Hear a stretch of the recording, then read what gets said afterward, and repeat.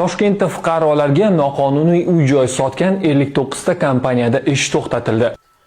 Ko'rib turganlaringizdek, Toshkent shahrida 59 ta novostroyka noqonuniy qurilgan va buzish ishlari boshlangan. Aslida oxirgi ma'lumotlarga qaraganda 96 ta novostroyka noqonuniy qurilgan va tez orada buzish ishlari boshlanadi. Iloji bo'lsa bu videoni yaqinda novostroyka sotib olgan yoki sotmoqchi bo'lgan tanishlarga jo'natib qo'yinglar, borib yaxshilab tekshirib ko'rsin qonuniy yoki noqonuniyligini. Sababi yaqin 2-3 oy ichida to'liq buzish ishlari amalga oshiriladi. Shu o'rinda menda bitta savol tug'iladi. Nahotki Toshkent shahar poytaxtida, bir chekka qishloq hech kim ko'rmagan joyda emas, poytaxtda 96 ta novostroyka to qurilib, qad rostlab, sotuv bo'limi milliardlab noqonuniy odamlarga uy sotib bo'lgingachon bironta tegishli tashkilot uni borib, "Voy, nima qilyapsan? Ruxsating bormi?" deb tekshiradigan tashkilot bo'lmasa, go'yoki uni tekshirish kerak bo'lgan tashkilotlar ko'r, saqov va kar. Oddiy misol, mana shu yozda o'zida men ayolimga bitta do'kon ochib berdim, kichkinagina bir do'kon.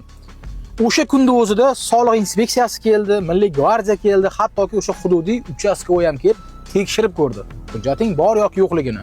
Oddiy bir kichkina do'konga.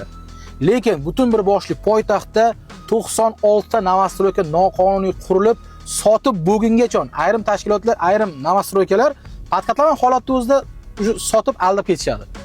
Xolos shu sotib bo'lgingachon nahotki bironta tashkilot kelib tekshirmasa, ba'zi bir videolarda ko'rdim, o'sha tegishli tashkilotlar kelib faqat ogohlantirish xati berish bilan cheklanar ekan. Bu menimcha hech narsani hal qilmaydi, yoki bu yerda qanaqadir bir korrupsiya alomati bormi yoki men bilmaydigan nimadir bormi, men tushunmadim. Sizlarning fikringiz qanaqa? Kommentariyada iloji bo'lsa fikringizni qoldiringlar.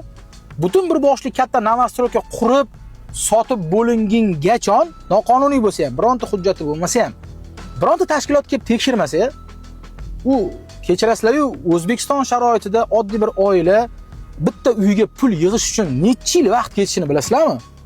O'sha momentda o'zida bitta oddiy mashinik quruvchi bir vaqtda o'zi shunday pulni uxlatib ketib, bir chet elda dam olsa-yu, bu bechora yillar mobaynida yiqqan puliga aldanib qolsa. Men to'g'risi bu tekshiradigan tashkilotlarda qanaqadir ozginagina shubha paydo bo'lib qoldi. Sizlar qanaqa fikrdasizlar? Kommentda o'z fikringizni qoldiringlar. Fikrlar biz uchun muhim.